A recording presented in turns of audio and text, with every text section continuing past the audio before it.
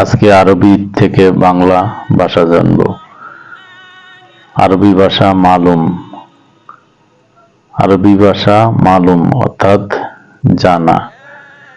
আরবি ভাষা আরফ। আরফ অর্থাৎ জানি। আরবি ভাষা মাফি অর্থাৎ নাই। আরবি ভাষা খেদমা। খেদমা অর্থাৎ সেবা। আরবি ভাষা খাদেম।